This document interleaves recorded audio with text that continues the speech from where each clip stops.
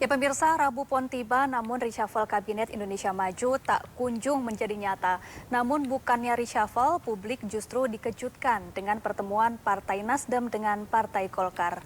Pertemuan ini seolah semakin menunjukkan keraguan Nasdem untuk berkoalisi dengan Demokrat dan PKS. Lalu apa yang dibahas dalam pertemuan tersebut? Mungkinkah Nasdem kembali berlabuh ke KIB?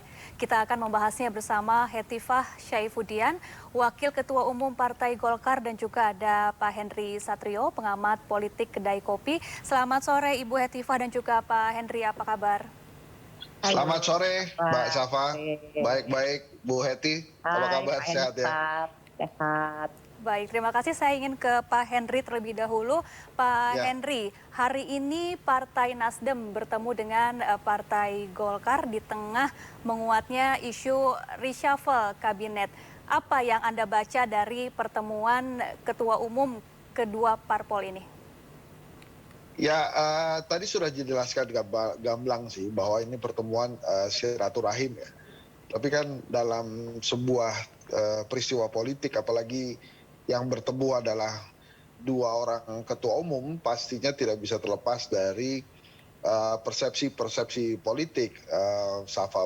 Dan ini pun terjadi. Misalnya, walaupun tadi sudah dijawab oleh Surya Paloh, tapi kan pasti publik pertama kali mempersepsikan ini adalah salah satu kelanjutan dari hasil pertemuan Surya Paloh dengan Pak Jokowi gitu ya. Terus kemudian persepsi yang kedua adalah ini merupakan salah satu cara untuk menunda reshuffle sementara gitu kan. Kemudian yang ketiga ya baru kita bicara tentang koalisi, siapa yang bergabung kemana gitu ya. Nanya saat ini kan memang kondisinya yang memiliki calon presiden adalah koalisi perubahan dengan Anies Baswedan, karena kemarin sudah lengkap lebih dari 20%, 28,35% koalisi Nasdem, Demokrat, dan PKS. Sementara Golkar memang sudah punya calon presiden yaitu Pak Erlangga Hartarto, tapi koalisi Indonesia Bersatu belum memutuskan siapa calon presidennya. Di awal-awal saya pernah menyebutkan koalisi Indonesia Bersatu ini seperti instruksi istana untuk dikendarai oleh Ganjar Pranowo. Tapi belakangan nampaknya persepsi itu perlahan dikikis setelah pidato Ibu Mega pada saat HUT PDI Perjuangan kemarin gitu ya. Nah, sekarang bagaimana kondisinya? Apakah Nasdem akan mengajak Golkar bergabung dengan koalisi perubahan atau mereka kembali membuat koalisi sendiri? Yang jelas dalam sebuah peristiwa politik itu tidak pernah berdiri sendiri, dan bisa saja kemudian ada peristiwa-peristiwa politik baru yang mengarah ke terbentuknya koalisi yang baru. Kalau saya mengatakan per hari ini akan sulit sekali posisinya bagi Nasdem dan negatif persepsinya bagi Nasdem bila kemudian membatalkan pencalonan Anies Baswedan keluar dari koalisi perubahan dan bergabung dengan KIB. Itu resiko yang sangat besar. Maka menurut saya yang terjadi hari ini adalah sebuah silaturahmi politik gitu ya, mencari jalan tengah bagaimana kelanjutan pemilu 2024 dan bagaimana menyikapi perpolitikan nasional. Seperti kita tahu, baik Nasdem dengan Surya Paloh maupun Golkar adalah sosok partai yang modern.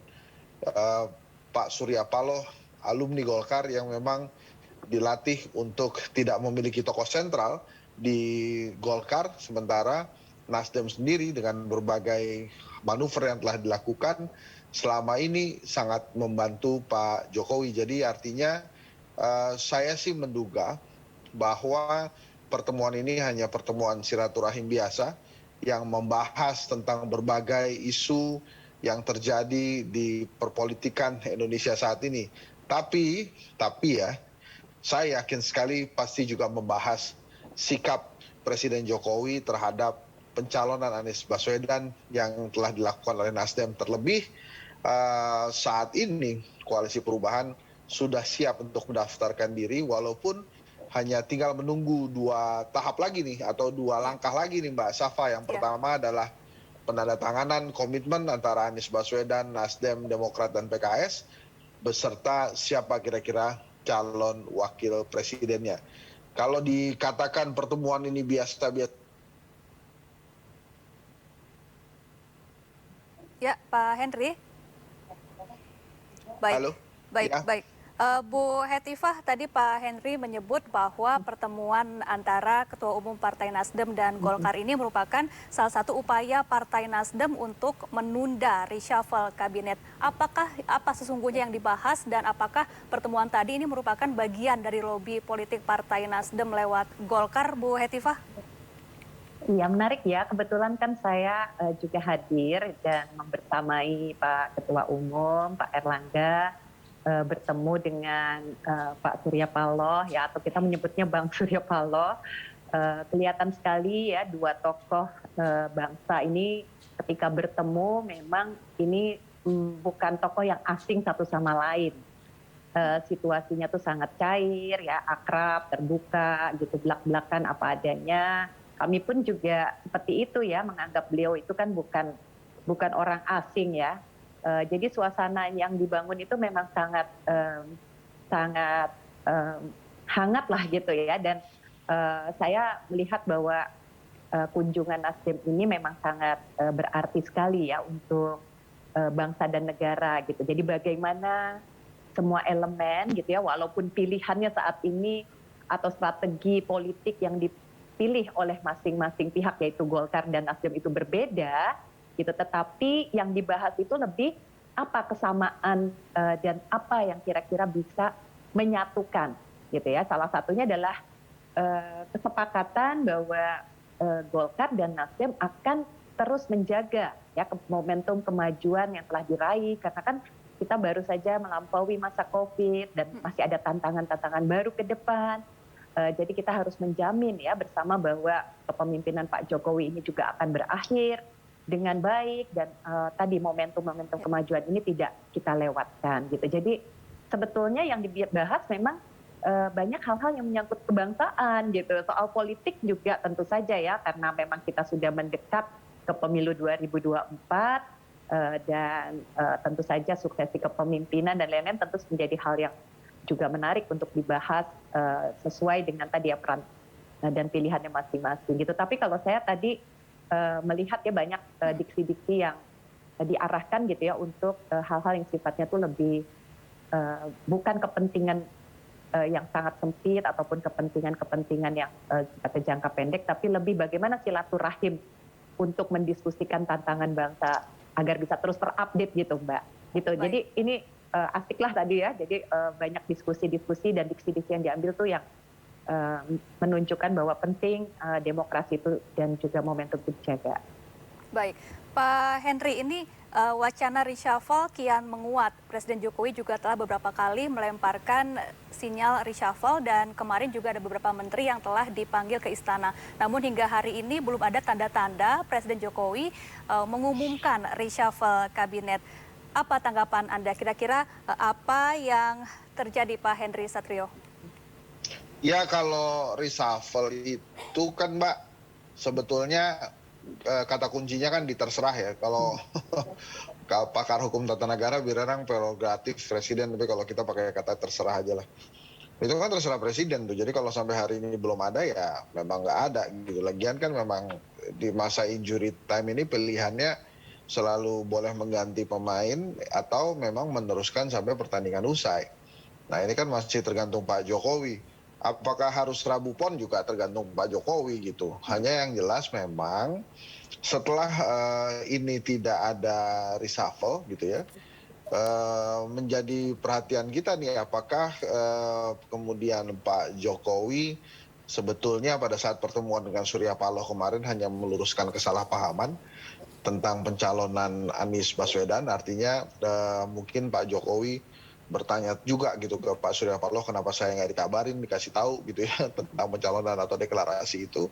Sementara Pak Surya Paloh juga selama ini menganggap Pak Jokowi marah tuh, ternyata mungkin juga tidak, atau memang hal-hal yang terkait dengan pencapresan ini Pak Jokowi benar-benar tuh komit ini kali ini dengan pernyataan dia bahwa tentang capres-capresan saya nggak ada urusan, itu urusannya partai politik. Jadi bisa jadi ke mana-mana tuh Mbak. Tapi kalau kemudian tidak jadi ya nggak apa-apa juga. Kita juga nggak perlu repot karena prestasi sebuah pemerintahan itu memang yang akan dicatat adalah prestasi presiden, bukan para menteri gitu ya. Apakah mungkin ada hari lain yang akan ditentukan oleh Pak Jokowi? Ya bisa saja nanti dia tentukan hari Jumat berkah gitu ya. Mungkin saja, dan saya rasa kalau Pak Jokowi mengambil filosofi sepak bola, Mbak Safa, bahwa gol-gol cantik itu biasa terjadi di injury time, dan biasanya gol-gol cantik itu dihadirkan lalu dibuat oleh para pemain pengganti, maka reshuffle di ujung-ujung masa jabatan bisa saja terjadi. Apa alasannya? Apakah kinerja atau semata-mata politik? Lagi-lagi, undang-undang tidak mengharuskan seorang presiden kalau mau reshuffle itu ada alasannya. Nggak alasan like and dislike aja boleh gitu.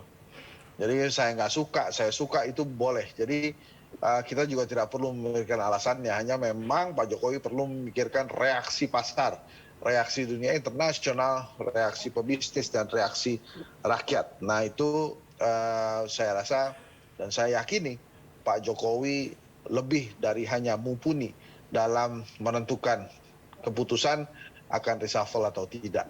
Pun kalau hanya beberapa menteri, mungkin namanya bukan perombakan, Mbak, tapi lebih ke penyegaran kabinet.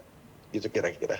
Baik, Bu Hetifah, kalau dari perbincangan internal Partai Golkar terkait wacana reshuffle kabinet ini, bagaimana tanggapan dari internal Partai Golkar mengenai wacana reshuffle yang rencananya akan dilakukan oleh Presiden Joko Widodo? Iya, tadi sempat ya, tentu saja karena tadi penuh keterbukaan ya Pak Bang Surya Paloh menyampaikan gimana situasi ketika bertemu dengan Presiden ya, dan juga ada sense of humor ya yang disampaikan juga ketika memperkenalkan Pak Menteri gitu kan, yang siap-siap nih di reshuffle gitu ya. Jadi sebenarnya kelihatan bagi Nasdem sendiri gitu ya, dalam pandangan saya gitu ya, satu sikap yang sudah menerima dan sangat mengakui tadi hak prerogatif presiden itu. Jadi bahkan tadi juga di depan teman-teman pers kan disampaikan ya, itu tentu saja kami pun Partai Golkar seperti itu gitu ya, karena presiden memiliki hak untuk mengangkat atau mengganti anggota kabinetnya kapan saja, dan presiden yang tahu persis kebutuhan yang tepat untuk menjalankan pemerintahannya gitu ya. Tetapi tentu saja itu bukan ranah atau wilayah kita ya untuk jadi kita ya sempat berbicara soal itu ya, tetapi tentu saja pada akhirnya ini tergantung kepada presiden. Baik, Bu Hetifah, terkait pertemuan tadi, ini ada rumor yang menyebutkan bahwa Partai Nasdem juga dikabarkan bisa saja akan bergabung ke Koalisi Indonesia Bersatu. Namun kita tahan dulu Bu Hetifah dan Pak Henry Satrio, kita lanjutkan usai jeda. Tetaplah bersama kami.